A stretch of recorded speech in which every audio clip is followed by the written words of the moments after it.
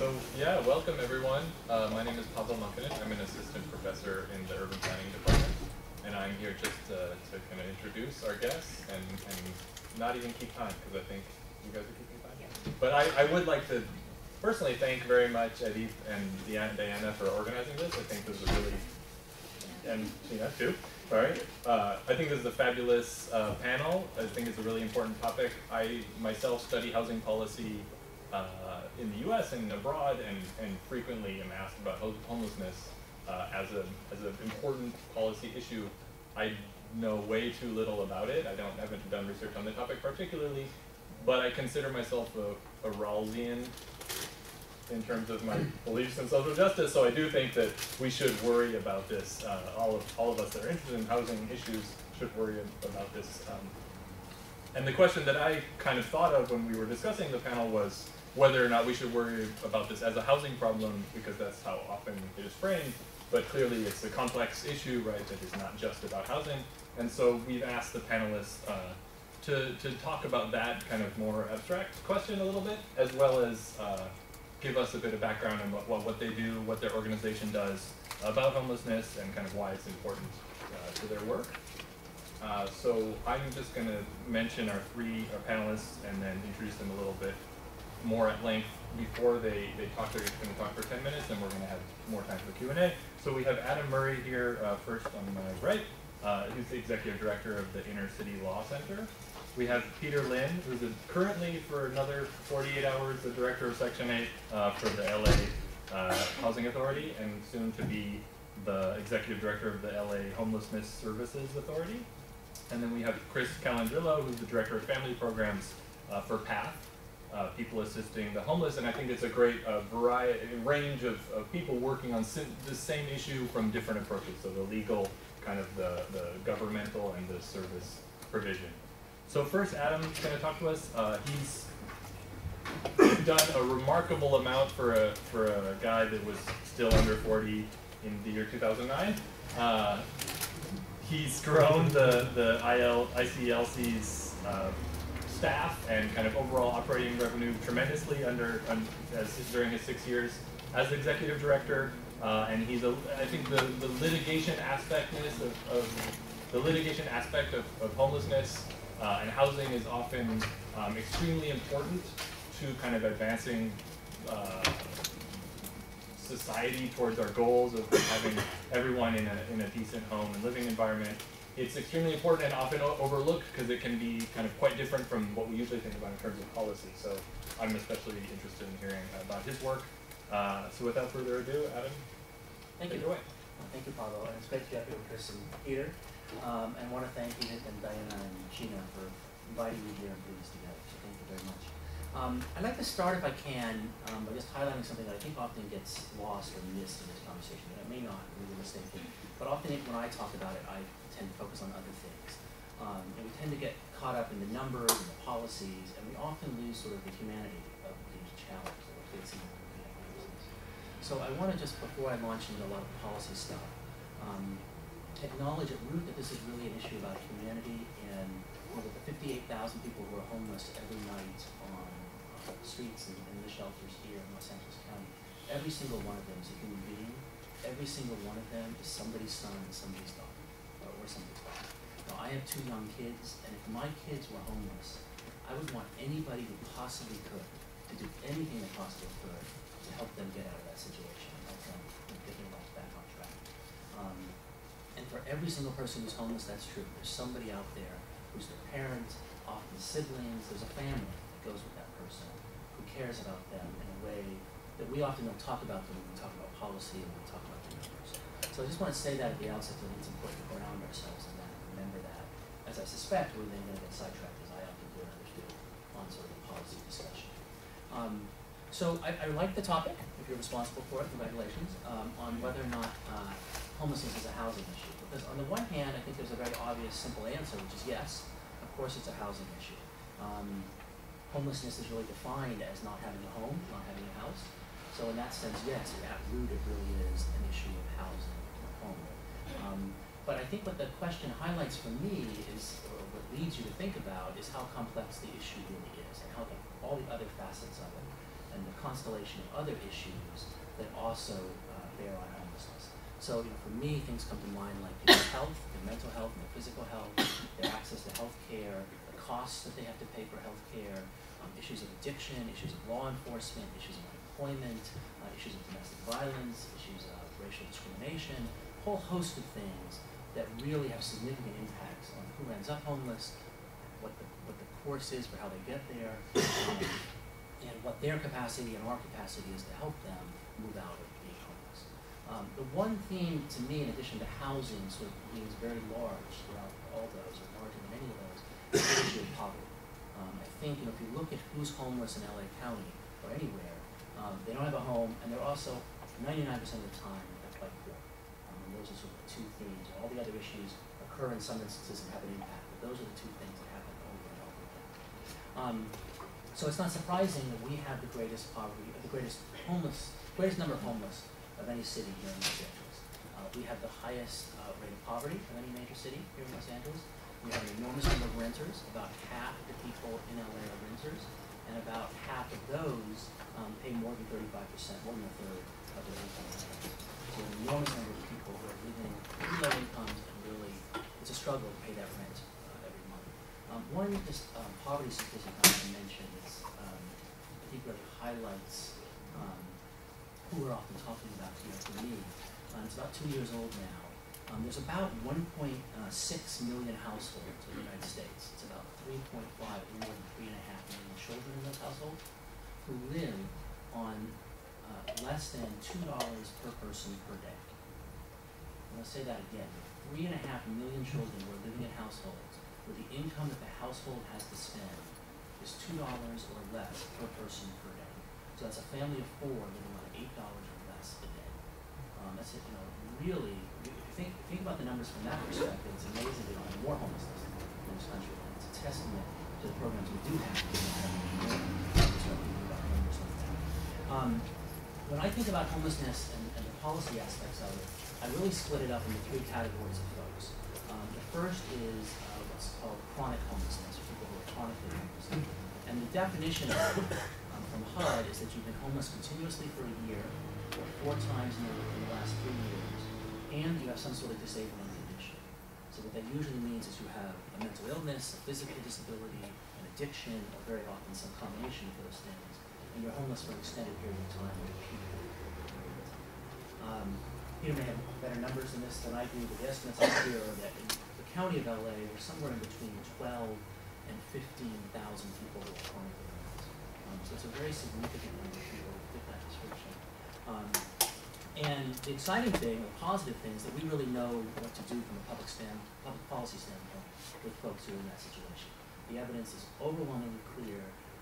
Housing first, permanent supportive housing. I can talk in more detail, I'm not limited to my time if people are questions about exactly what that means. But basically, it's housing with supportive services on site in a substantial way is what's needed for that community of folks.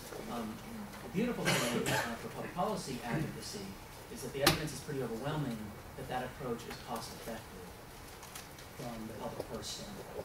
So the people who are chronically homeless are overwhelmingly dealing with very serious health issues.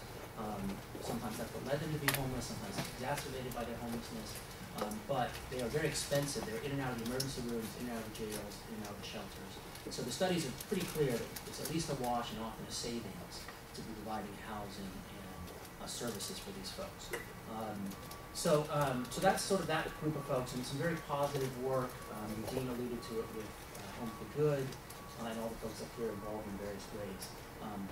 I'm trying to promote more permanent supportive housing in Los Angeles. The second group that I think of is folks who are sometimes called transitionally homeless or short-term homelessness, and that's folks who don't meet the definition for chronic, so they're usually homeless for shorter periods of time. They're dealing with different sorts of issues, and it requires a different approach. The third group that I want to mention, that I don't think we spend enough time talking about when we talk about homelessness, is the folks who are precariously housed just one step away from homelessness. So they are one lost job, one domestic dispute, one eviction, one illness away from falling into being homeless. And there's a lot that we can do from a public policy standpoint in terms of targeting those folks and providing services to those folks in a way that hopefully will keep them from falling into homelessness. Let me say a couple words about Inner City Law Center, the organization where I have the privilege of working. It's been on Skid Row for over 30 years. It's all housing and homelessness focused. We have 40 staff, a little over 20 of whom are lawyers. And just to highlight a couple programs that really relate to our homelessness side of our work. One is, let's just back up for a second. So most of our homelessness work is focused either on increasing people's income or on avoiding them becoming homeless. So for example, we have a homeless vets project that helps vets with a lot of different things who are homeless, but a lot of that work is helping them access VA benefits. Because they're disabled, because of something that happened in service, they're entitled to disability benefits from the VA, they have trouble accessing those. But if we can connect them with those, it gives them resources, both healthcare resources and other resources. Last year, in the last 12 months, we managed to arrange for $800,000 a year in annual benefits for our homeless vets clients. So that's going forward as long as they're disabled, we get $800,000 a year, and over $1.5 million in retroactive benefits because the VA acknowledged we should have given out these benefits before in the last year. So really substantial resources for homeless clients. The other area I just want to highlight, I'm speaking quickly because I'm really on time, but I can go back and go into any of these in more detail if people want later, is our eviction work. So we represent, there's about 70,000 evictions in LA County each year. We represent about 700 families who are facing eviction in our office. And the really interesting thing about this work for me, and my perspective on it has changed over time, is there's only about maybe 38 or 39% of those folks who we're able to defeat the eviction and keep them in their existing home. So a little more than a third where we're able to maintain their housing stability at the same place where they've been. The other 2/3, what we're really doing is arranging move-out agreements with the landlord. Sometimes that's because, very often, usually it's because they can't afford to live there. Sometimes it's because there's some dispute with the landlord that's insurmountable and they want to move out.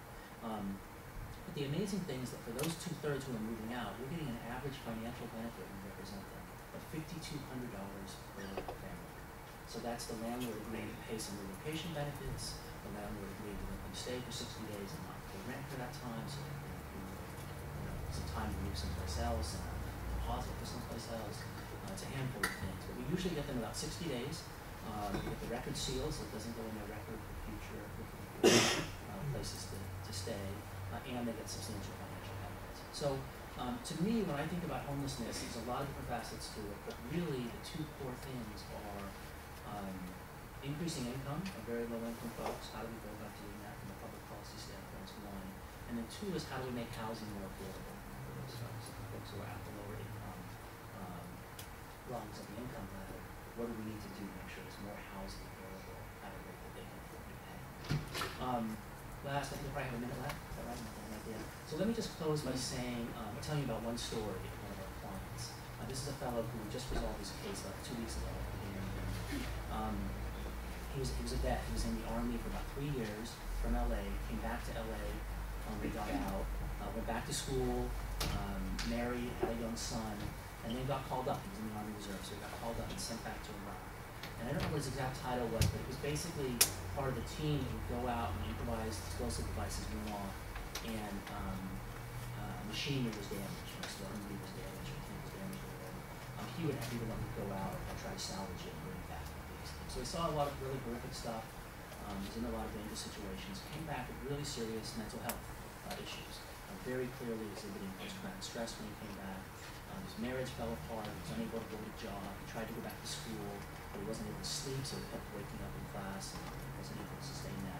Ended up on the streets. Ended up in and out of shelters. We met him at the Westwood VA, where he was trying to go in and get assistance for his mental health issues. We have a lawyer who works with the mental health professionals there.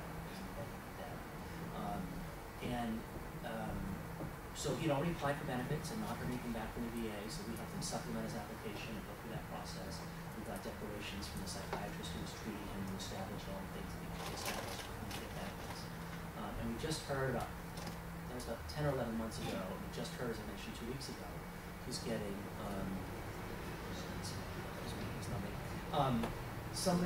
he's going to get $3,200 a month for the rest of his life as long as he's disabled. He got about $25,000 in retroactive benefits because the VA said, yes, when the City Law Center submitted that material, we should have given you benefits right then, so going back to that date, you get your benefits. So, for somebody who's literally been living on the streets, he's now looking for an apartment. He's talking to his wife about getting back together with his family, he's talking about going to school. So when we talk about, the reason I want to tell that story is because when we talk about all the policy changes that need to happen, it still boils down at the end of the day to individual folks who need somebody who's able to connect with them, able to identify what particular barriers are for them, and then that there are meaningful resources available to connect them with, whether that's housing or mental health services or whatever it is, to be able to address those issues. So at the end of the day, even when we talk about the broader policy issues, it boils back down to that individual impact. Thank you.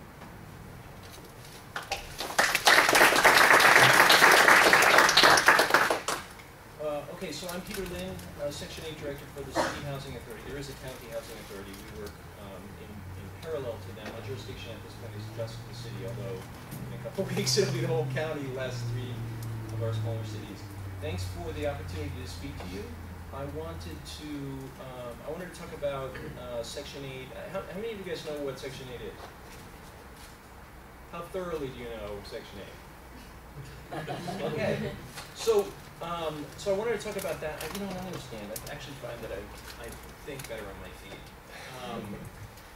I also just wanted to point out that these PATH and a host of sister agencies that work in a similar space, and Intercity Law and several other advocacy organizations, we're allies in this effort. That is not always the case, and I feel like it's one of the enormous strengths of our community is that we do have this very strong alignment and collaborative effort to work forward and craft solutions for what is an incredibly challenging problem. We have, as Adam pointed out, probably the worst problem of homelessness in the country. If we were any other place on earth, we probably would have a UNHCR team on site working with us to help resolve that. But we do have some incredible strengths, and one of those is this incredible power of the collaborative spirit that we bring, both from the public sector but also from our nonprofit partners. So Section 8 is the largest federal low-income housing program. It was crafted in the 70s as a response to what we're seeing as several problems with public housing, which had been the post-war strategy for low-income housing, basically building large structures because they thought, okay, we need housing stock, we don't have enough units, let's build our way out of this. So there was a large infrastructure created.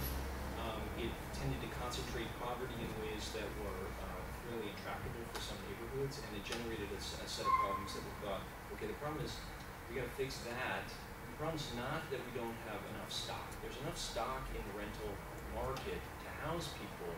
What we don't have is affordability. We need to make the rental market affordable. So Section 8 program was created to provide the difference between what people could afford to pay, which, as Adam pointed out, is less than that 35% or above. If 35% of your income is going to housing, that's about where we figure that's a reasonable rent burden. More than that, you tend to think of people as being rent burden. 50% or above, severely rent. So the idea was, okay, we'll create an affordability unit, a voucher, we can take out into the private rental marketplace, put a ceiling rent of what people can pay, because obviously we're not trying to rent, high-end or luxurious apartments, and we'll put a floor underneath it, which will be a housing quality standards level that they have to meet an inspection level. So we don't want to invest in slums, we don't want to overspend in, high-end market, middle of the market. Give people a voucher that will pay the difference between what they can afford, which is entirely based on their income, and what the market charges for an apartment. Section 8 was built out of that. It has expanded over the years to the point where there are about a little over 2 million American families on this program, in contrast to public housing, which is about 1.5 million. Now, as an anti-poverty program, which is generally what this is, it's an exceptional tool for a very small part of the poor population. We can do an outstanding job of housing folks if they're lucky enough to get a voucher. Most people are not. Income eligible families in Los Angeles would be something on the order of 500,000. The Section 8 program for the city of Los Angeles is 48,266 vouchers. That is the second largest program in the country. New York City Housing Authority is twice our size. We're better, but they're apologize ourselves. So if you look at the disparity, now, and it's not as if you have, okay, 40,000 vouchers to play with. You've got, essentially turnover, which in our program is about 4.5%. It's very, very low from a national perspective. And I'll talk a little bit about that. But so what you've got to play with, something like 1,500 vouchers, 1,800 vouchers, and that is up against a problem of the order of 500,000, income-eligible families. So basically, we can't do much against the problem as an anti-poverty program. It's one of the reasons why I've been advocating for years for housing authorities to shift their focus from that sort of general population of poverty to more special needs categories like the homeless. But the general approach of the Section 8 program is you hang on a shingle, you are a public housing agency, you open your wait list, you get a massive slug of poor people applying, they wait for some really, really long period of time. Last time we opened ours on a large basis was 1998. The people on there have been waiting for, probably a dozen years at this point for a voucher, and they just hang on that way. And they get to the point where, you finally draw them off the wait list. And if they've kept in touch with you, they come in, they get an application to go out. For our homeless programs, we do things differently. We have taken the authority that we have, carve out chunks of vouchers. So we administer vouchers, general Section 8 vouchers. We also administer several specialized programs that target the homeless, and I'll talk about those in a second. But the general Section 8 vouchers, we are allowed under HUD rules, with statutes that are embedded in the appropriation for this program, to make preferences. And we have a preferencing structure that has set out specified numbers of vouchers to assist people experiencing homelessness, individuals and families. Our two frontline programs for doing that with our general Section 8 program are what we call our homeless set-aside program. That doesn't like when we say set-aside because we're not allowed to set things aside. It's the limited preference program technically. And that's a program that we've set up in collaboration with organizations like Paavo. We contract with homeless services and providing organizations, some of them are public sector, some of them are nonprofit. So, for example, the County Department of Mental Health is one of our providers. They're seeing clients who are homeless, and they're providing supportive services, case management, mental health services for that individual or family that are the glue to assist them with a housing voucher. So that's, coming around to the question of, is homelessness a housing issue? It is a housing issue, of course. It is not entirely or solely a housing issue because, affordability is a key piece of it. That's what the voucher offers. But for many of these families and individuals, there are additional layer of supportive service needs that is on top of the basic problem of affordability. People experiencing general affordability can enter homelessness and get stuck there, but generally speaking, the people who end up as chronically homeless, long-term homeless, are people with additional supportive service needs. Those might be mental health, they might be substance abuse, they might be physical, they might be other kinds of challenges. Obviously, they can be all of those. But what we try to do is ally ourselves with providers who address those supportive services needs, and then work with those providers to give their referred families or individuals access to a housing choice voucher. They go out and then search in, they provide housing search assistance, they provide, sort of housing readiness, if you will. It's, it takes a kind of a presentation to sell yourself to a landlord when you're in that position. And then they provide case management for that first year for that family or individual to stay housed. That's our main frontline program. We've put 4,200 vouchers into that program. In addition to that, we've carved out 800 vouchers to address the population, which you think of as chronic homeless. And for that population, we've required from our providers a deeper supportive service commitment. Essentially, as long as it takes, as much as it takes. And so, generally speaking for that, we're partnering with county public service, the public health agencies. So that's the Department of Health Services, the Department of Mental Health. Some providers who have a long-term commitment to the population, because this is a population that needs a depth of supportive services for a long period of time in order to remain stably housed. We don't want to house people and then have them crash out again. This program mirrors a program that was set up by HUD, funded through the McKinney-Vento Homeless Services Act, Shelter Plus Care, which required that grantees under that program, similar rental assistance program from an administrative point of view, like a public housing agency, but it required that the grantees bring a dollar-for-dollar service match to that population. And it's fluctuated over the years, but it's targeted to the chronically homeless and it's for that population. We also administer that program, about 3,200 vouchers, all told across all the programs that we have, including the VASH program, that would target somebody like the client that Adam was talking about, Veterans Affairs Supported Housing. We administer about 14,000 of our housing choice vouchers for rental subsidies for the homeless population. I just want to talk for a minute, I have about a minute I think, about some of the efforts that we've also aligned with. Professor mentioned Home for Good. I wanted to point out that Christine March, who is the director of Home for Good for the United Way, is a Boston graduate. She's an outstanding resource and one of the gems of our collaborative effort. Under Home for Good, there are several collaborative efforts that we put together. One is the Funders Collaborative. Aligned public and private nonprofit funders got together, sit at the same table to try to make joint funding decisions for homeless services providers. It's an extraordinary effort to collaborate, fill in gaps. There's things that we can't pay for, like moving costs, security deposits. It's a critical barrier when someone gets a unit, but they can't pay their security deposits, so they lose the unit under a small wage. Private funding can cover that gap. It's an extraordinary benefit. So we align our funding to meet a common goal. We also have worked to build a coordinated entry system. This is a region-wide approach based in the service planning areas, so that we are using a common assessment tool that is, robust and industrial strength, service needs assessment kind of survey instrument that we've selected one called the PI SPBT STAT. It's an unfortunate name for a very robust tool. That tool gives us a sort of assessment as to where this person's service needs are.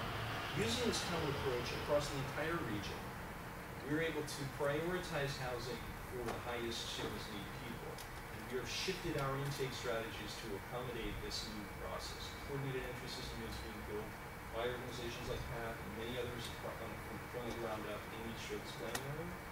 And the last thing that we've worked on collaboratively, again, these are all collaborative efforts, multiple agencies, public and private, working together, is the Standards of Excellence, which is a quality sort of rubric for providers of care, providers of services for the population, in order to bring everybody to the same basic understanding. What is quality service provision? What does it mean to provide this kind of services? It's a lot of different agencies providing a lot of different kinds of services. What is quality? What do we expect it from? So just in closing, those are our fundamental efforts. From a public housing point of view, authority point of view, we have a key resource here, and my intention has been to shift it from sort of general anti-poverty, which we can't fix. We're just throwing a towel on that, to something that addresses particular high barrier, high need households and families. That's something that we really can pick off, and we've worked to shift over to that. Strongly encourage you to come out to Homework, not only Gobi, but the new Secretary Castro from HUD is going to be there. You get to hear him speak on his earliest speaks, and definitely there's a flyer over here for the Los Angeles Homeless Services Authority Homeless Count. It's a regional count. It is our a way of gathering the key data. Please pick up one of these flyers, volunteer in January, and come out and do the count. Thank you.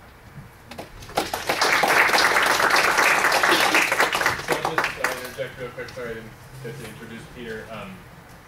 I'll note that Peter's the only one of us up here that doesn't have a degree from Berkeley. But since he took a jab at New York, we'll forgive him for that. But you were also right, yeah, NYU actually. You were also you had the same job at the New York Housing Authority? I did. In New York, there are two public housing agencies that have the same overlapping jurisdiction, which is an oddity. But there's the New York City Housing Authority, which is the largest one in the country. It's a standard sort of plain vanilla one. But we operated a mayoral agency, a little bit like a code enforcement agency that has an embedded Section 8 program. It's very focused on special populations. Great, well, thank you so much. And the segue is you're going to be the executive director of the Los Angeles Homeless Services Authority, and Chris was formerly the associate director of the Los Angeles Homeless Services Authority. So Chris is now the executive director of PATH, one of the big service providers in this area, and has long 2 decades of experience running programs like this. So I look forward to that. I'll get killed if I don't do this. I'm not the executive director. I'm the director of family programs. Sorry. Yeah. So I hope I can be as clear as the folks that came before me. It's a real challenge sometimes when you're dealing with forest that is homeless services.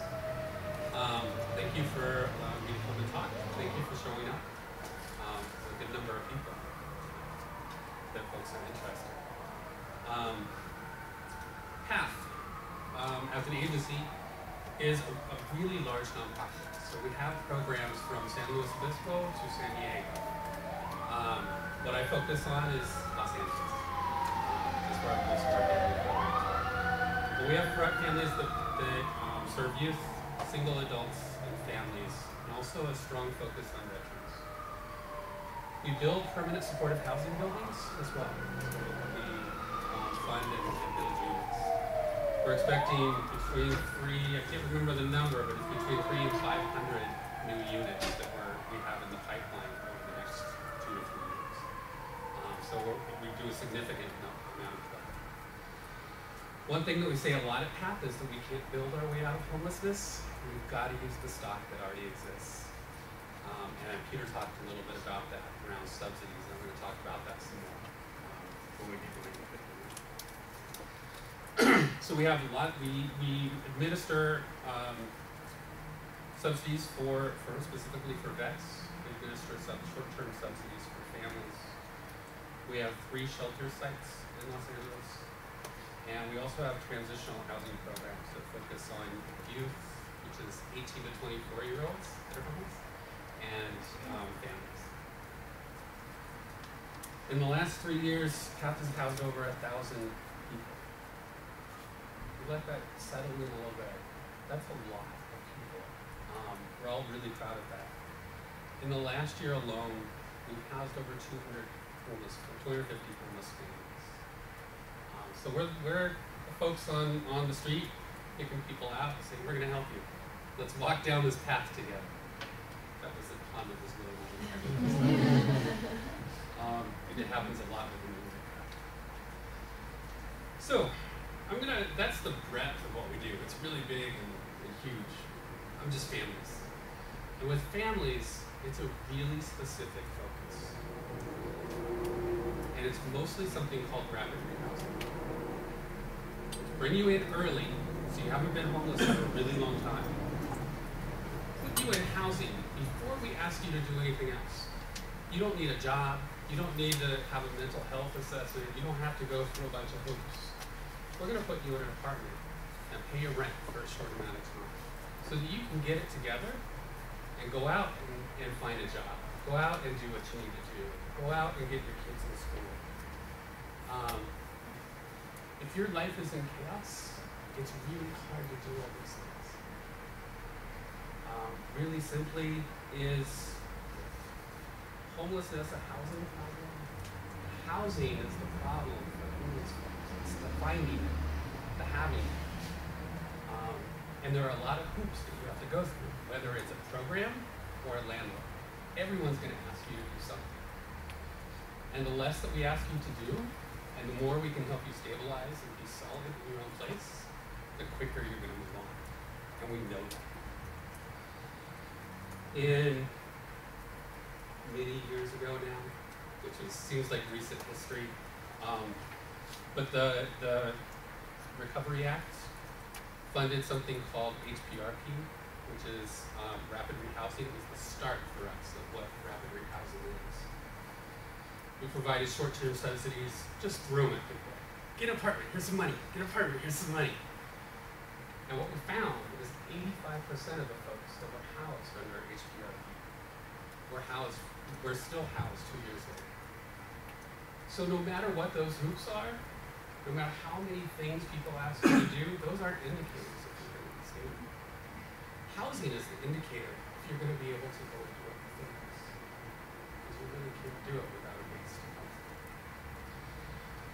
I strongly believe that. That's why I'm doing this. In Los Angeles, so Peter talked a little about coordinated entry. Most of the when we say coordinated entry, we often talk about individuals. We also have a family system that is coordinated entry. And we call it the Homeless Family Solutions System. There are 8 different nonprofit providers in the countywide, different areas, that focus on being the point place for homeless families. So from Culver City to downtown, that's my area for one of my programs. So if you're homeless and a family from Culver City to downtown, we want to talk to you because we have shelter beds and we have subsidy money that we can work with you on to get you housed. The hardest part is finding the housing. So, and finding the housing in the place that you need. If you think about work, you think about your kid's school, you need a housing in a certain area. How many of you live within 2 miles of this campus? How many of you have tried to find housing within 2 miles of this campus? Probably a lot more have tried than have been successful. One thing we do, a lot of what we do is become salespeople. We go out and sell clients, we go out and sell homelessness to landlords. You work with our client, we're gonna be there, we're gonna provide the supportive services, they're not gonna be a problem, they're gonna pay the rent. In fact, we'll pay the rent for the first 3 to 6 months. You won't have to worry about it. Doesn't always work out that way, but that's how we sell it. Finding market rate rent, so not low income buildings, just going out and finding a private landlord. It's a hard sell. Do you think if you have 3 kids, maybe a couple evictions, and you're homeless? It's a hard sell. And that's what we do every day. That's our big push. I will hold apart from the folks that do that for families. So I said Metro LA, Culver City to downtown LA is the Homeless Family Solutions System for Metro LA. It's also called Spot 4, Service Planning Area 4. And we're the main target. So for all of the homeless families from downtown to Culver City, there are 31 shelter rooms. We can shelter 31 families. The last time we did a homeless count was in 2013, and there were over 1,500 homeless families on one night in 2013 in Spa 4. Not in the county, just in Spa 4. And we can put 31 of them in emergency shelters. Housing, homelessness is also a resource issue. It's not just the housing, it's also shelter. There was a point, not sure who said it, that we know what to do. We know what works.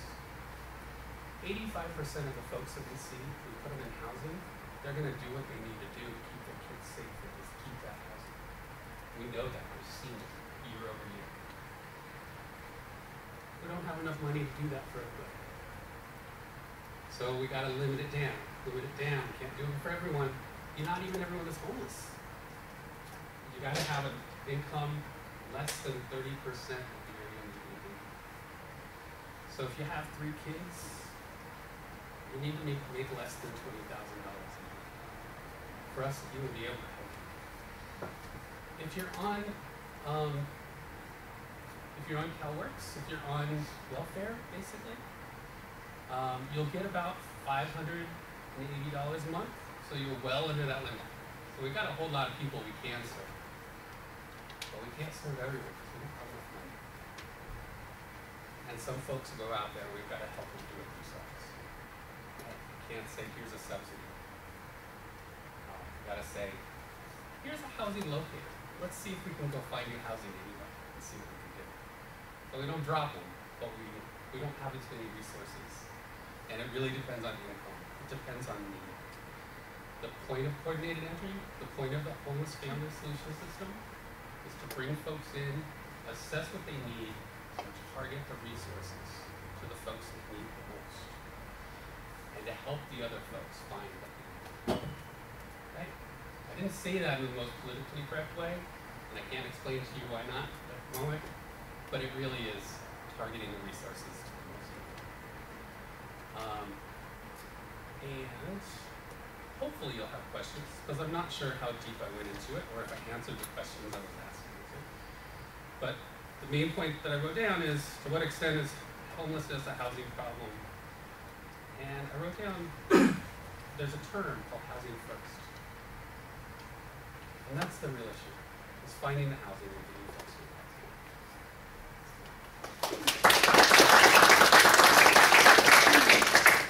I'm sure we got a lot of questions. We got a lot of policy wonk questions, but I'm going to hold off and let the students go first. Students first. Yeah. Peter, you've mentioned about social media housing, and I did a research about social media housing as an undergrad at UCLA, and I noticed that some places like in San Diego has implemented Section 8 time limit policy, and they failed. But I was just wondering if LA is also trying to implement a time limit policy, because you had mentioned about limiting the time for Section 8 program people. So if everybody heard the question, is it, some communities have tried to implement or implemented time limits for Section 8. So San Diego is a participant, as are sort of 36 public housing agencies across the country, out of 3,300. So a very, very small demonstration project called Moving to Work, which gives them enormous regulatory and financial flexibility. And they use that to really change the rules and try some novel approaches. It's essentially an experiment, it's a public policy experiment right across the country. So what San Diego, for example, used their Section 8 program to basically empty out their public housing. They no longer have public housing, it's all Section 8 project-based or other market rate. Time limits are not a feature of the Section 8 program. It's an open-ended commitment to the family. As long as they meet the eligibility requirements otherwise, and their income stays low enough that 30% of their household income is not greater than the rent, so you can earn your way off the program, and that does happen. It certainly happened a lot more before the recession. But as long as they're eligible, they continue to stay on the program. It is a very politically charged topic, obviously, and even if we had the flexibility, I don't think we would take it. So what kind of other options do you suggest in improving Section 8 policy? Because I do feel that there's a huge amount of waiting list in every city. San Francisco, San Diego, and LA. There's about 10 years of waiting list for every city. And I was just wondering what kind of policy solutions would you think? I'd probably cut the Department of Defense in half, and I would expand HUD to the point where it could actually address the problem. I would take a very different approach to it. I don't think, you take, it certainly might be possible to come up with very carefully constructed public policy to move people off the road. With a lot of employment supports and other income supports, actually, we have programs like that. The challenge is that, the more than half of our program are senior and disabled households. And that doesn't include, that's where the head of household is a senior or disabled. That doesn't include families where, there are spouses or offspring or adult, dependents parents who are disabled. Another significant plurality of the program are families with minor children, particularly young children, and another, the next largest chunk are formerly homeless families, by and large. So the expectation that you could sort of move people up and out is a little bit, it's really optimistic. So essentially we're saying, like, we could find all these people who no longer need the program, take them off and replace them with people who do, but the problem is the people who do, it's a vast army of people. We're using way more resources. I'd get them from the Department of Defense. If I can just highlight one thing that I think the answer brings to mind for me is that a lot of what we do, the coordinated entry system, for example, is largely about how do we take limited resources and target them most effectively. Who are we going to give this very limited, precious thing to? And there's lots of ways you can look at that. Who needs it the most, who can make the biggest difference for, a whole bunch of different things. But we're constantly engaging, so all of our organizations are. We don't have enough resources to address the problem, so what can we do most effectively? And how are we going to use that limited resource? But fundamentally, what's needed in all the areas we talked about, the family homelessness example is a great example, is a whole lot more resources. So we need to do everything we can to use the resources we've got as effectively as we possibly can. That should go without saying, and we're all doing that in various ways. But if we really want to tackle homelessness, it's going to take a much more substantial investment than we've been willing to make lately. Can I just ask you a quick follow-up to that? To what extent do your organizations engage in lobbying in that regard in order to increase funding? Well, we're regulatorily prohibited from using the L word, so right, sure. We advocate. I mean, how much So room it's is something there we've to do struggled that? with. I mentioned the organization's been around since, I don't know if I said it, since 1980. And we're mostly a direct services organization, so we mostly have individual clients who help with specific issues they're struggling with. But when I started about 6 years ago, we added a lawyer who just focuses on city and county housing policy. And the idea was not only would he focus on that, but he would help the organization do more of that. So it's a constant struggle. So you've got clients who are literally knocking on the door who you can't see, who you could help if you have the resources. But you've also got policies that are impacting their lives and what you care about. So from my perspective, for the nonprofits that are most effective, they do both. They don't, if you just do one or the other, I think the advocacy needs to be rooted in the direct services to really understand the issues. And I think if you just try to do the direct services, you're missing the bigger picture as well. So I think that's the increasing trend. We're seeing more and more organizations try to balance the two and do some of both. It's a fine line between policy work and law. So lobbying, elected officials were not allowed to do and take government money because it's a conflict. But policy, it all does. So when I heard the title of this panel, came to mind some research that I read about how homeless families are not actually that different from low-income housed families in terms of characteristics and mental health, substance use. But I haven't seen that same statement been made about single adult individuals who are homeless. And I wonder if you could talk a little bit about why you think that might be, or if you don't think that distinction is unfair. I can, the only thing I have to offer is a really, really old study that I can't even tell you when it was done. Maybe early 2000s. I think it was the Coalition on Homelessness. They did a study of single adults and substance use, and found that there wasn't a significant difference between how single adults in the general population, not in the building, and homeless people. It's just that housing people have a place to use. Homeless people don't, so you see it. And also the stress of homelessness is often one of the cause of substance use. As far as mental health and those other things, I'm not sure it's a specific group. I don't know what the numbers show. I haven't looked at that study, but I do suspect that there are differences along the dimensions you suggest when you look at folks who are chronically homeless. I think if you look, let me say make a distinction between folks who are long-term homelessness and short-term. I suspect if you look at short-term homelessness, it's almost interchangeable with almost characteristics with the housing. when you get to chronic homelessness, you're almost by definition, and one of the definitions of chronic homelessness is you have a disabling condition. That could be an addiction. It could be a mental health issue. So you almost have to have those conditions to meet that description. But I haven't seen numbers that actually bear that out. They're probably not that I mean, I suspect that if you took the sort of, income eligible population, for want of a better term, right? So that, extremely low income is our primary target.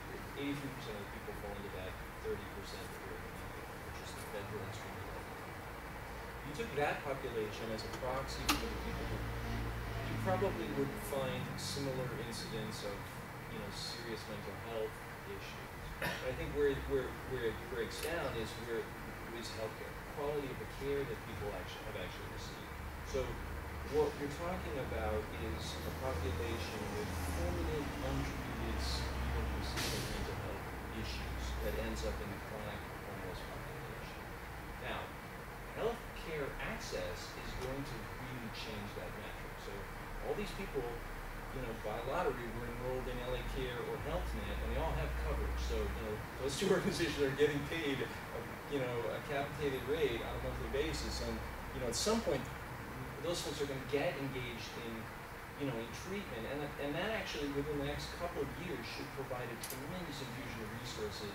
And that actually will really help. And it will also help us see that, for that population. Substance abuse, that's a very tough one. I mean, So hand in hand with the mental illness. yeah, there are a lot of comorbidity, but I mean, just from a resource perspective, we think about limited resource. How many detox beds do you think LA County funds, county-wide? One of the most populous counties in the country. Throw out a couple numbers. That is right in the ballpark. 40 county-wide. I mean, it's just like you could put that on a single block in downtown and be maybe coping with the problem. So I mean, you're just hopelessly outdone from a public resource perspective. However, substance abuse treatment is a part of the Affordable Care Act, and all those people have, it's probably minimal, but there's a substance abuse treatment element to it. So that also, will contribute to a real shift that we're seeing in the population treated. Well, so getting on SSI, so that's another possibility, obviously, is to get, approved as a disabled person and get through the application process for SSI. That is not a trivial process. You actually have to have some pretty significant grit to make it through that. And if you're engaged, if you have an open and permanent substance abuse disorder or mental health problem, you ain't gonna make it. Somebody's gotta really help you get through that. When you get to the other end, you're not getting enough for the SSI to pay rent. You could buy a room. In a shared housing situation, rooming, well, right. I mean, Sure. that'll actually get you housed. Most people, that is, by the way, the overwhelming strategy for people in this income strategy is doubling up, which is why LA County has one of the worst overcrowding situations as well. But that is the housing strategy for this income strata. It is not vouchers, it is doubling up. Essentially shared housing. Yeah. The news this morning highlighted Nevada County's proposal. I don't know if you've seen it or have heard, but they're trying to start this opportunity village, which is micro-housing units for individuals in that area. I was wondering if all three of you might be able to weigh in on whether this might or might not work for our housing for homeless population here. Well, it's a fascinating approach, and I think that something like, Nevada, we have some real estate to spare. It's an interesting approach. From the perspective of a guy for 7 years been running a program where it's very, housing quality standards and overcrowding, big issue. It's challenging. On the other hand, there are tens of thousands of people who are unsheltered, literally on the street. So, I think it's an extremely interesting project, and I really want to see results, see what they can help with. But it's equivalent to the kind of thing we were just talking about, shared housing. When you're renting a room, or you're renting a half a room, that's the kind of thing. There's a lot of barriers with permits for that type of housing in California and stuff. So it sounds like a great idea and ideal, but translating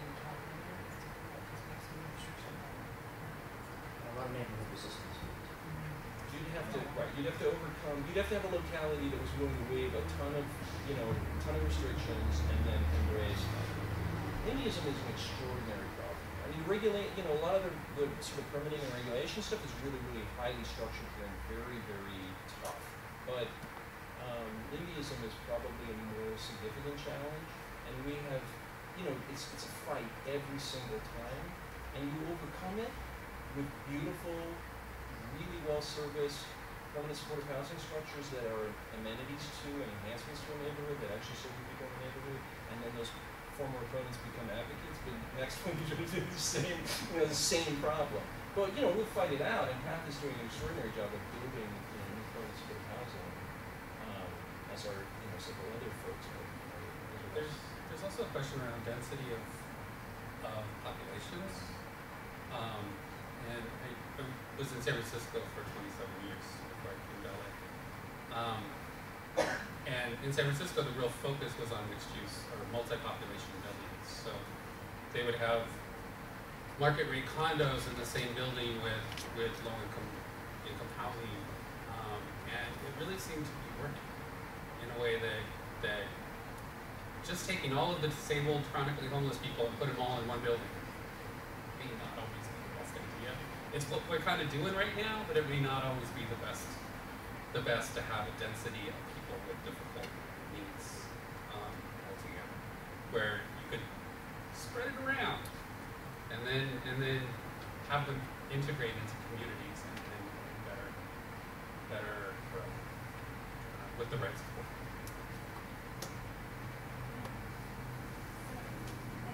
There are a lot of exclusionary zoning or exclusionary anti-homelessness practices of all kinds. And I before coming here worked in housing services, like helping homeless individuals getting housing. And there are a lot of chronically homeless individuals that came through, but there are also a lot of transitionally homeless people that came through, and a lot of the homelessness talk that I see is about the chronically homeless, but I wonder often about those transitional homeless, like especially transitionally into adulthood youth.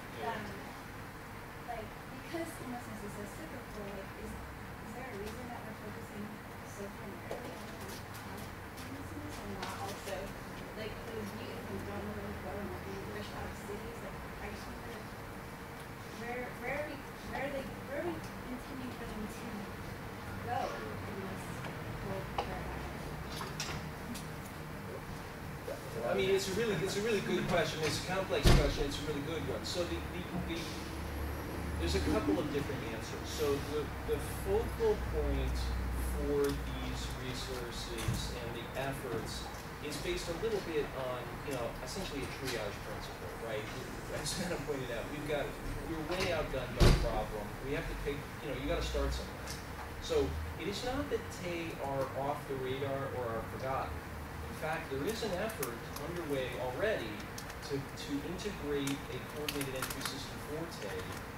The question, there's a couple of different challenges. One is, what's the right sort of housing strategy for this population? What do you want to do with them once you've got them? And the other part is, from a public policy perspective, it was very easy to sell veteran homelessness to legislators. Okay, so that was an easy win and a very quick way to get started. It is also, from a public policy cost avoidance perspective, very easy to sell a different mindset group of legislators on the chronically homeless, because they disproportionately absorb a great deal of public resources in emergency, criminal justice, and a bunch of other services. So those two, I might come at it from a humanitarian point of view, to think that it's appalling that there are people, on our streets, living quite literally on our streets, but not everybody approaches it from that same perspective, and you need to be able to appeal to multiple perspectives. Cost avoidance is a big one, and that works really, really well. The other thing is, though, from human suffering point of view, I mean, the suffering, there's just nothing approaching the morbidity of this population, chronically homeless population, the extraordinary suffering of a fulminant mental health disorder. I don't think anything approaches that in our culture, and it's just prevalent. So they all kind of line up nicely for that population, but it's not that Tay's off the radar. Permanent supportive housing is the answer for chronic homeless. It's very, very clear. Research is overwhelmingly supportive of that. I don't know, and I'm not an expert on the Tay side, so I'm not a good person to say, but I don't know that there's a similar kind of answer. Families, rapid rehousing is a good mix, except for certain ones that really, really triage out as chronic and homeless. But Tay, I don't know that there's the same sort of answer that says, do this. Here, do this. I think what is clear with all these groups, though, and this comes out of HBRP stuff, you alluded to earlier, is the earlier intervention has a difference. Right? So the longer someone is homeless, the harder it is to get them back on their feet. The more serious their mental health issues become, whatever it is they're struggling with, the harder it is for them to get a job. So earlier you can intervene, the better. But it goes back to what we were saying earlier. We just don't have enough resources to do it all, so we're having to prioritize. And we've got people who are dealing with very serious mental health issues, who are literally living and eating out of a garbage can and living under a bridge. And it's hard not to put that person at the top of the list, especially when the costs associated with that person outweigh what it would take to help them. So you were right, they have risen to the top of the public policy agenda. And I'm a big supporter of that. I think that's appropriate. That's where we should focus, given how we lines up. But it has not been an easy, or we haven't always had consensus on that. It's taken a while. I think we now have consensus that although we can't only do that, it's much more of a consensus now that we really need to focus on that group of folks and do something on a big scale with them, even if it comes at the expense of being able to do some other things. That's a somewhat new development in LA. And you've still got vestiges of not everybody entirely being on board with that, and it's taken a while to get there, in part because of the tough issues you raised. What about these other folks who are maybe on that path and struggling with these other things? So we have time for one more question, and I'm going to answer it. I'm going to ask it. Not answer it. What I really wanted to ask is, but I'm not going to ask it, don't answer it, but I put it out there. Don't you get mad at low-income housing tax credit money being spent on 90% area median income developments? I do. The question I do want to get mad at that part of that defense, quite frankly. The question I do want to ask is maybe, given that these are all master's students, maybe you can talk a little bit about career paths in this area, suggestions for people that want to get involved or kind of work in various fields. I guess become a lawyer. There's no shortage of work to do. These are all public policy solutions to all these things. This is about prioritization of resources. It's about what decisions our elected officials make on a regular basis. When we have limited resources, they're constantly having to prioritize what they're going to do and how they're going to do it. There are better ways to do it than we're doing it, and we're trying to do those things. We need more minds on that. And what we really need is more political pressure to insist that more resources are going to these sorts of matters. And that, so you joke about the Department of Defense, but it's that same calculus over and over again that's happening in lots of different settings where low-income folks, whether they're homeless or otherwise, get the short end of the stick when they're having to weigh out who's getting what. And that needs to change if these issues are going to be different. So it's people who are working on public policy issues, people who are influencing public opinion, people who are marshalling that, people who are voice on that. So I don't have great advice in terms of what that path looks like, but if you care about these issues, there are lots of ways and opportunities to have a voice on that to help bring pressure. I'll just speak from a public servant point of view. There is extraordinary opportunity to take public resources and bend them to the needs that are out there.